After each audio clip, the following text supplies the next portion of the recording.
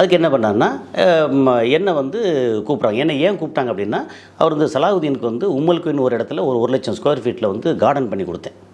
அது தெரியும், ஏன்னா நான் அந்த மாதிரி கார்டன் பண்ணுறேன்னு தெரியும். அப்போது கூப்பிட்டு வச்சு பேசும்போது ஆபித் ஜுனைத் பேசுகிறாரு. பேசும்போது அல் நபூதா அப்படின்னு ஒரு ஓனர் இருக்குது, அப்துல்லா அல் நபூதான்னு. அவருக்கு வந்து ஒரு பெரிய பங்களா கட்டுறாங்க அவீர்னு ஒரு இடத்துல. அதில் பங்களா, பெரிய அளவுக்கு கார்டன், பெரிய லேக்கு, ஆர்டிஃபிஷியல் லேக்கு பண்ணுறாங்க, ஒரு சில சஃபாரி பண்ணுறாங்க அப்படின்னு பெரிய ப்ராஜெக்ட்டு. அப்போ வந்து கூப்பிட்டு இந்த மாதிரி நீங்கள் வந்து பிளான்டிங் அண்ட் இரிகேஷன் பண்ண முடியாமல் கேட்குறாங்க. நான் சொன்னேன், நான் வந்து சொந்த கம்பெனி பிளாக் ரோஸ்னு ஒரு கம்பெனி வச்சுருக்கேன். என்னோடய கெப்பாசிட்டி ரொம்ப ரொம்ப சிறுசு. எனக்கு வந்து ஒரு 5 லட்சம் திராம்ஸ் வரைக்கும் சிங்கிள் ப்ராஜெக்ட் என்னால் மேனேஜ் பண்ண முடியும்.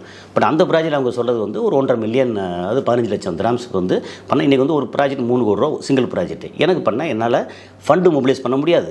பேமெண்ட் ஸ்டக் ஆச்சுன்னா எனக்கு வந்து லேபருக்கு பேமெண்ட் கொடுக்க முடியாது, சப்ளையருக்கு பேமெண்ட் கொடுக்க முடியாது. நான் வந்து ஸ்டக் ஆயிடுவேன். என்னால் முடியாது. நான் வந்து வேணால் உங்கள்கிட்ட வந்து கன்சல்டண்ட்டாக வரேன்.